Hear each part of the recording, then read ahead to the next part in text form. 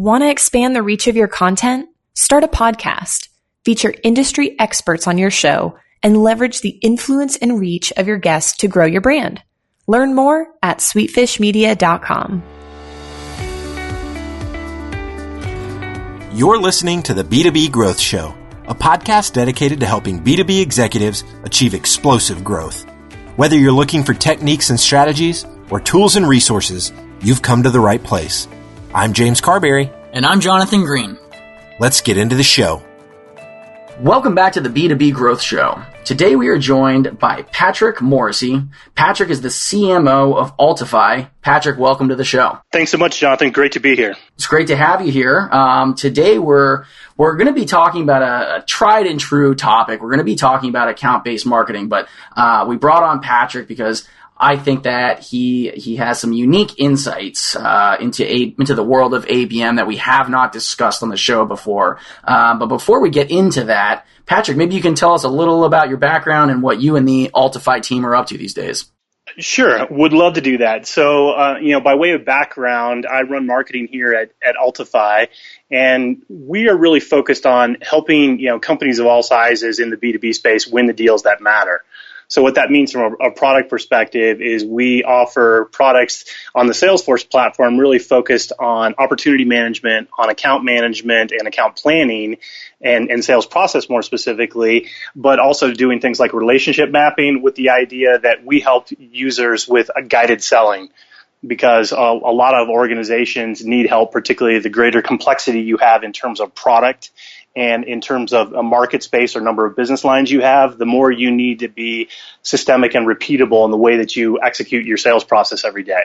So we work with, small emerging organizations, 10 users and up to, the biggest of the big companies. So if you think about the likes of, Autodesk or HP or GE or Honeywell or, British Telecom, we do business with those companies as well. Right. With the big dogs. Exactly. And from my background, so I run marketing here. In my previous role, I was with a smaller organization actually running sales, which included, sales marketing and customer success for a small software company called Simpler that's really focused on social internet and employee communication. But in my background, I've worked at, small startups.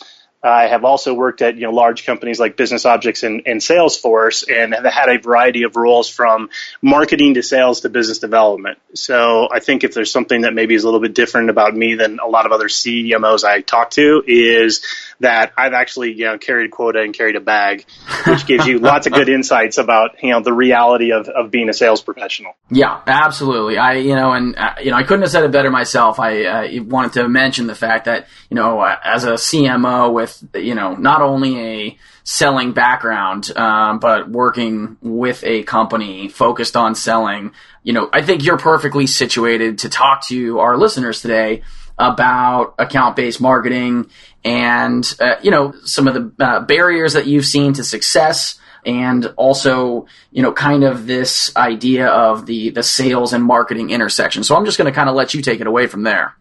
Yeah, well, I think the thing I would say, one of the headlines here about that sales and marketing intersection is everybody agrees it's a good idea, but nobody knows exactly how to do it, or there's lots of different points of view. And it's a little bit like somebody telling you, well, you can lose 10 pounds if you just eat a little less and exercise a little more. That sounds great on TV, but it doesn't give me anything that's actionable about the way I do business day to day.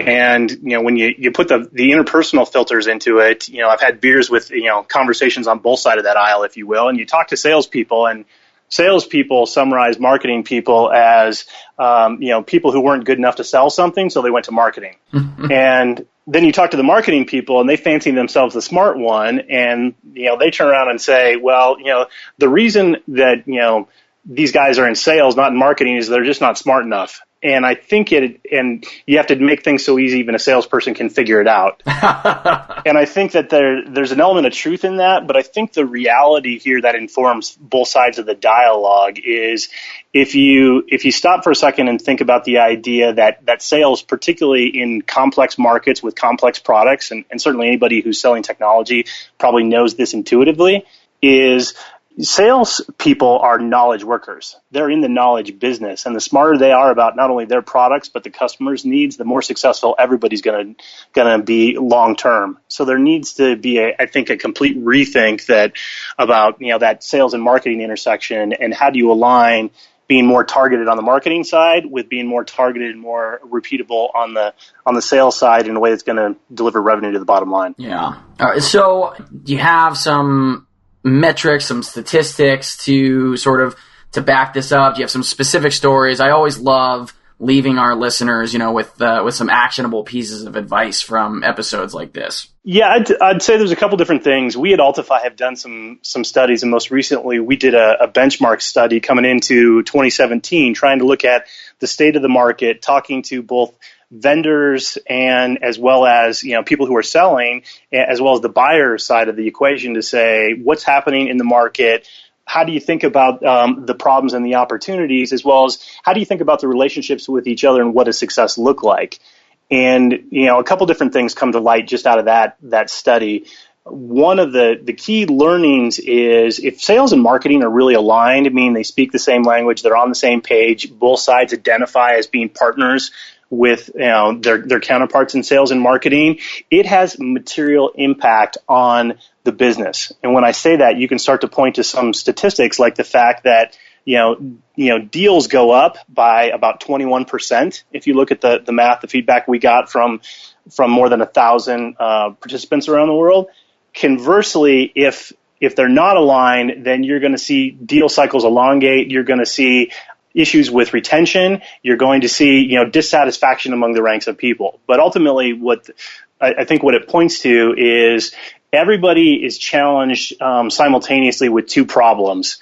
Both from a salesperson's perspective or the marketing person's perspective, is how do I win new business and how do I retain the business that I have? And when we ask them for business priorities, we asked organizations what's most important to you. They were neck and neck of new business and retained business. Yet when you get underneath the covers and you start to get into some of the other details, Jonathan, what you find out is that the organizations self-describe as not as good as they'd like to be, both in terms of sales and marketing's perceptions of each other, is the bad news. But from a good news perspective, when we ask questions like how good is your company with regard to diversity and inclusiveness, and what does that look like in terms of your culture, far and away, companies who said, hey, we have a good culture, we're diverse in our hiring practices across the board, they outperform their peers by a factor of almost 50%. And so there's a lot of different aspects to that, but I think it really starts from understanding what the customer's needs are and aligning all the resources in the business to put the customer at the center of the discussion. Yeah. So if that's the goal, what are some things that our listeners could even do after hearing this episode? What are some things that they could take back to their company and say, here's how we get this on track? A couple different things. And from a sales perspective, I think the thing to understand, and one of the big ahas when you look at where's the opportunity for improvement, is coaching with the first line sales manager. Whether you're a small company where you may be the CEO and you've got 2 or 3 people selling for you, or you're a large organization that you've got multiple levels of management, each of whom have 8 to 10, may have as many as 8 to 10, but probably most of the best practices, 5 to 8 sellers working for you, is the importance of coaching. Time and time again, what we're able to see and what we're able to point to in the statistics is sales managers need to be having weekly one-on-ones, or monthly, at a minimum, monthly one-on-ones with individuals on their team. And just to illustrate the point, I was with a larger organization several weeks ago, and one of the women in sales operations said that they had done a study, and this happens to be in the manufacturing sector, but I think they also sell some things that are very technically oriented, so it certainly crosses into technology. But what she said is they had an independent consultant come in and look at sales management best practices, and what they found is that sales managers who were doing 3 one-on-ones per quarter, so think about that, that's only one meeting with their direct report per month, those reps were seeing a 70 to 80% increase in their take-home pay. Wow. And that's the type of thing that I think is a big aha for a lot of people, because again, everybody thinks, coaching is a good idea or having one-on-ones is a good idea. Many organizations are not disciplined, but when they are, if you take this example, then if a rep is making, seeing an increase of, 70% in her take-home pay, suddenly she wants that one-on-one. She's more likely to stick around. Yep. She's more likely to grow her career. The organization benefits and the company benefits in a sustainable way where a rep can see it on her take-home paycheck. Yeah, absolutely. We had some notes from before the episode, and it's not necessarily just coaching for the reps as well. There is this idea that ABM success also requires understanding of sales velocity. And this is something I wanted to make sure we brought up before the end of the episode. And you've said that velocity has 4 factors. Yeah, absolutely. And I think this is maybe more so from the marketing side of the equation, because intrinsically salespeople know this, although to be explicit about it, you can take apart any industry or any sales process, any sales motion and think about it in terms of sales velocity, where it's really governed by 4 things. The first thing is opportunities. The second thing is win rate. The third thing is deal size. And then ultimately, if you think about that, what are the gates there and what's the limiter there is how long does it take to get a deal done? Mm-hmm. And one of the problems and one of the disconnects in this kind of sales marketing intersection is if you ask almost any salesperson on the planet, what do you need to be more successful this year? He's going to say more opportunities. And in fact, that doesn't turn out to be true in real life. More often than not, there's a real need to have more precision around what are the opportunities that matter, where you understand, the client, the market, the need, your solution uniquely fits it, and you have the opportunity to win. Mm-hmm. And so that's more about saying no to other things that aren't going to move the needle, because when you start to take apart that sales process, what you find out is a couple different things. I would assert to all your listeners, actually, that if you look at your average deal cycle time and then look at your existing pipeline, anything that's more than 20% above your average for a deal, you're most likely to lose it. Mm. It just is never going to come true, because if you've got any kind of run rate in the business, the numbers do tell a tale here. Yeah. The other thing I would tell you is if you can start to move the needles on deal size and spend more time on the deals that you're either better equipped to win or have an higher ASP, by definition, your time is going to go down. Mm-hmm. And that's really where the magic of this is trying to understand each of those discrete levers and look at what are the capabilities and how do you enable a repeatable process that's going to enable sustained sales velocity. Right. But you're saying also that marketing has to understand these levers to sort of craft their strategy. They have to speak the sales language. Exactly. I think one of the misnomers about ABM is, number one, that it's new. It's not. I mean, it's been called personalized marketing, one-to-one marketing, or anything about marketing, which is all about connect audience to, your unique value proposition. This just is a, new buzzword bingo for everybody.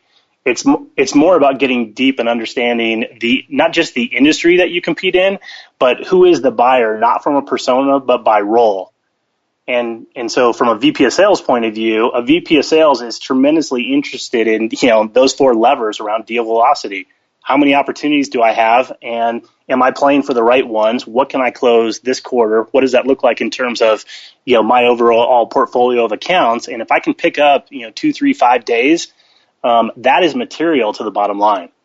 And if marketing can't speak sales language, or if marketing doesn't have a marketing plan that starts from what is our revenue target and works back, that's going to be career limiting. Yep, absolutely.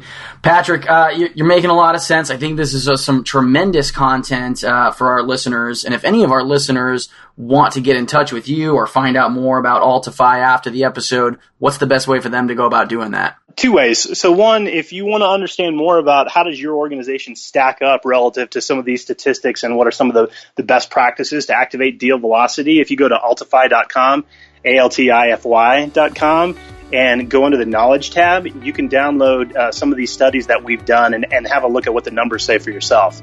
And certainly we'd love to talk to you and contact you. And if I can help out anyone, feel free to contact me directly via LinkedIn, or you can send me an email to pmorrissey@altify.com.